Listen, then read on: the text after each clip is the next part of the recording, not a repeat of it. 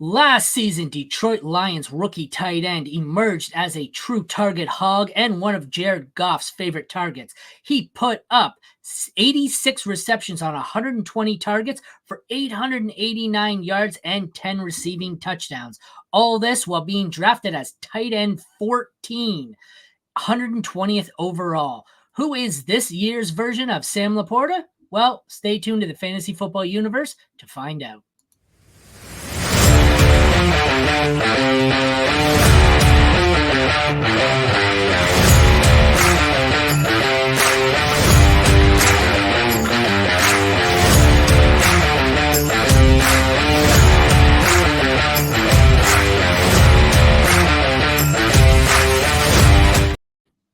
Hello, everyone, and welcome back to the Fantasy Football Universe. I am Aaron St. Dennis at FF Mad Scientist on Twitter and all socials. That is Jeremy Shulman at FF_Rebel. Thank you all for tuning in today. You can find all of our up-to-date rookie profiles with draft capital and all that fun stuff over at fantasyfootballuniverse.com, or check out the FFU pretty much anywhere on any social media platform. Do us a favor, like us, subscribe, rate, review, post all your comments, your questions. We answer pretty much everything. Trade questions, values, all that fun stuff, keeper questions. We are here for everything, including the wrap-up of our 2024 series. This one is, who will be the 2024 Sam LaPorta? He was a rookie last year, like I said in the intro, tight end 14 going off the board, which I know most people will be like, well, that's not really a sleeper. If I told you a guy was drafted as wide receiver 14, that's like a third-round pick. Tight end 14 is not a third-round pick. Tight end 14 is a guy who's probably in your redraft league going in the last round. He might even be available on waivers, and I'm sure in some of my leagues he was. He had 86 catches on 120 targets, which is freaking huge. But it just tells you it was him and Amon-Ra St. Brown. 889 yards receiving, 10 touchdowns, and like I said, this is the second target earner, and that's what we're looking for in a tight end, a guy who can be the second target earner on the team. So who will be this year's Sam LaPorta? For me, it's an easy one. It is the local guy who went to my high school, Theo Johnson, out of Windsor, Ontario, just like me. He is 6'6", 259 pounds, went to Penn State. That I don't like. I'm a Michigan fan. Selected 107th by the New York Giants. And I know the New York Giants are not a shiny, fancy landing spot. But with Darren Waller as the tight end presumed ahead of him at the top of the depth chart, looks like Waller's either retired. Is he officially retired yet? Not yet, no. No, not yet, but by all accounts, it looks like he's going to be gone. So, I don't hate this offense. I still have a little bit of faith in Daniel Jones. There's no Saquon Barkley. That's got to be, 70 targets right there vacated. None of the wide receivers outside of rookie Malik Neighbors have, any proven track record of success here. I guess Darius Slayton's the best. So, like I said, my goal is to look at a tight end who could potentially be the number 2 on his team in targets. There's a potential for him to be the number 1 on the team in targets. I don't think he will. Don't get me wrong. I don't think he's going to lead the Giants in targets as a rookie tight end. But okay, let me list some of the guys here, and you tell me if there's anyone who really stands out as in that guy's got to be more targeted than him. The running backs, Deion Jackson, Eric Gray, Gary Brightwell, Jashawn Corbett, and Devin Singletary. Singletary, I think, is the best player of that group. Not really a huge pass catcher. The receivers, we have Wan'Dale Robinson, Bryce Ford Wheaton, Miles Boykin, Gunnar Olszewski, Isaiah Hodgins, Isaiah McKenzie, Darius Slayton, Jalen Hyatt. I don't mind Wan'Dale. I don't mind Hyatt. I don't think they're huge target earners. Slayton's kind of the veteran, but he's always injured. And then we got a tight end here, and it's Darren Waller, who for me looks like the obvious number 1 target earner. He may not play again. So after that, it's Daniel Bellinger. So if you told me he was going to end the season as their number 1 target earner, I wouldn't call you crazy. At very least, I think he's got a pretty sure pathway to number 2 in targets here. What do you think, Jeremy?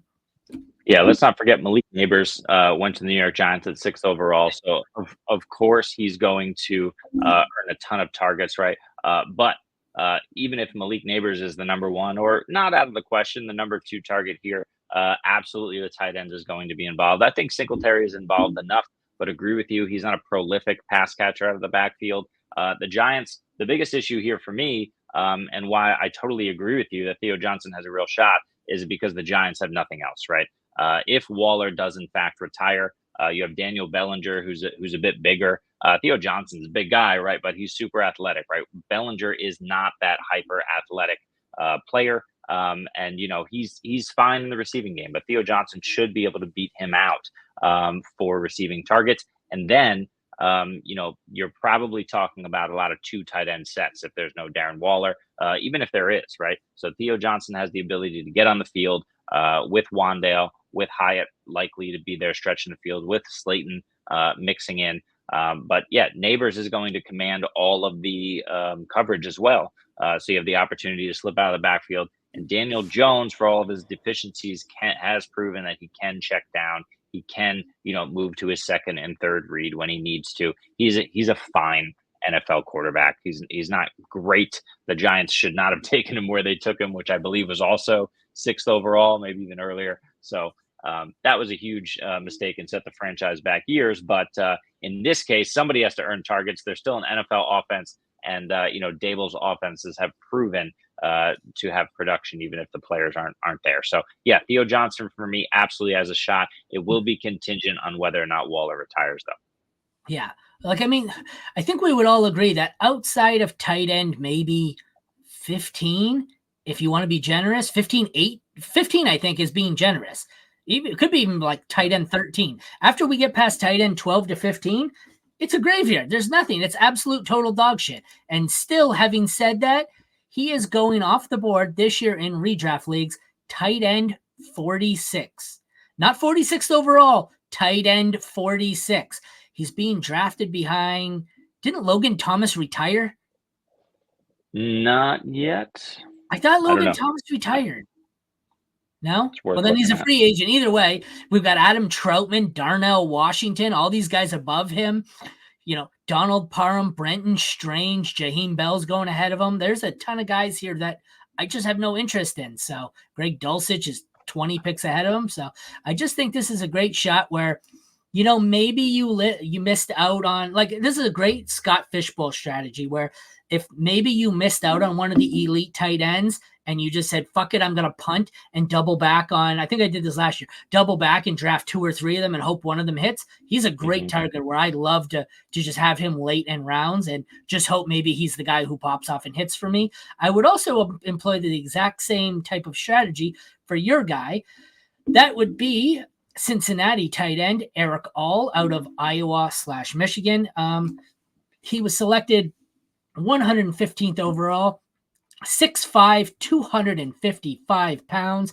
What is it about Erick All that makes him your guy for this category? I'll talk about Erick All in just a second, but of course we can't go into any sort of tight end show without saying the real Sam LaPorta this season is Ben Sinnott. That we love Ben Sinnott. If you've been listening to us at all, this is the guy who has the opportunity to be the number 2 target, who can absolutely crush and get to not the tight end 1, but a tight end 1 season. Yeah, wow. These guys that we're talking about here with these guys we're talking about here with Theo Johnson and Erick All, these are guys who are more long shots, but we dug deep for this one today. He went off the board as in the second round. I don't think we can call Ben Sinnott our sleeper pick anymore. So no, exactly. The hype train is taken off. We're just everybody now. All of a sudden, Ben Sinnott is everyone's guy, and just we've been here on Ben Sinnott all along. Sure, you have. We believe you. But anyways, back to Erick All. But yeah, Erick All. So right now, Erick All on the depth chart has some competition. The Cincinnati Bengals also drafted Tanner McLaughlin in the 6th round. We know they signed Mike Gesicki in free agency. Drew Sample is still hanging around. Tanner Hudson is still hanging around. I think he was brought back on a 1-year deal. There's a ton of tight ends here. And of course, we have Jamar Chase, T. Higgins still around, and newly drafted Jermaine Burton and Andre Yoshivasu and Charlie Jones, both of who flashed last year. And we're not even talking about Chase Brown, who in the backfield can earn targets. Did you say the rookie wide receiver they drafted? Jermaine Burton, yeah. Okay, I wasn't sure. I couldn't remember. So there's a ton that's going to have to shake out here. We may see an injury or two. But the one thing I love about this is that Joe Burrow is an elite quarterback in an elite offense who can elevate 3 elite pass catchers, right? So if anybody's going to elevate to Sam LaPorta status, it's going to be certainly Jamar Chase. We know he's going to get his, assuming health. T. Higgins, if he's there, is going to get his. But Tyler Boyd is gone. So that number 3 target is wide open.